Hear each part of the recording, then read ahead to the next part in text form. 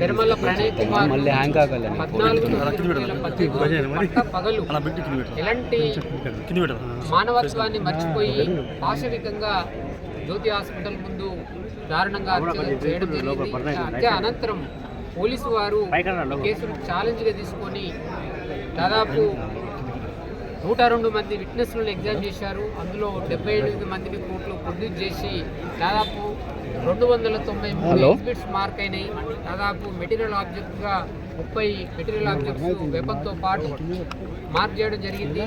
అట్లాగే వెపన్ పైన ఉన్నటువంటి వేలుముద్రలు కీలకంగా మారాయి. ఏటు ఈ హత్య చేసిందని చెప్పడానికి ఆ వెపన్ మీద ఉన్నటువంటి వేలుముద్రలు సైంటిఫిక్గా ప్రూవ్ అయింది.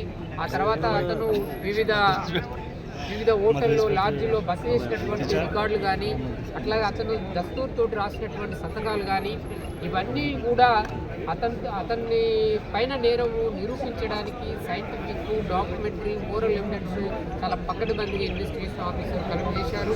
కోర్టులో కూడా ఇన్వెస్టిగేషన్ ఆఫీసర్ కలెక్ట్ చేసినటువంటి all type of material evidence కోర్టులో సక్సెస్ఫుల్గా ప్రాసిక్యూషన్ ఎస్టాబ్లిష్ చేసింది కాబట్టి ఈరోజు ఒక కీలకమైనటువంటి ఏటు సుభాష్ కుమార్ శర్మకు డెత్ పెనాల్టీ పాస్ చేయడం జరిగింది.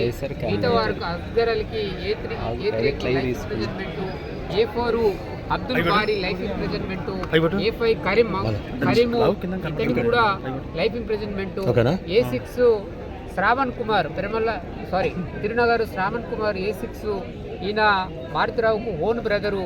ఈయన పైన కూడా 302 120B SC/ST PO act prove అయింది. ఇతను కూడా లైఫ్ ఇంప్రిజన్మెంట్ ఇంపోజ్ చేయడం జరిగింది. A7 సముద్రాల శివ, ఇతని పాత్ర ఏంటంటే ఇతను మారుతిరావుకు డ్రైవర్గా పనిచేశాడు. నేరానికంటే ముందు అమృతవర్షిని కులం తక్కువ ఎందుకు ప్రేమించినామని చెప్పి హింసించేవాడు. అది ఎవిడెన్స్లో రికార్డ్ అయ్యింది.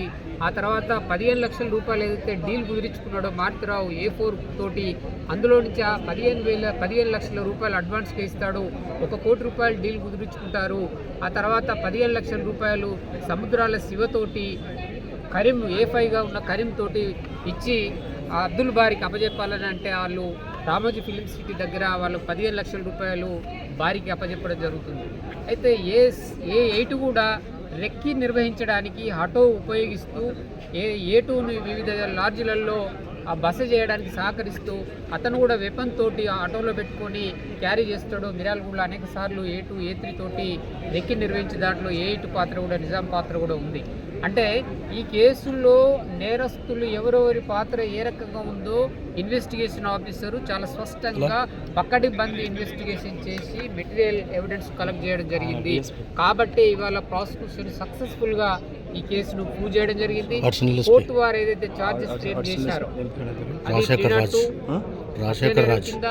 34 అట్లాగే 120B 109 IPC అట్లాగే section 325 of SC/ST PO act కింద ఛార్జెస్ ఫ్రేమ్ చేశారు.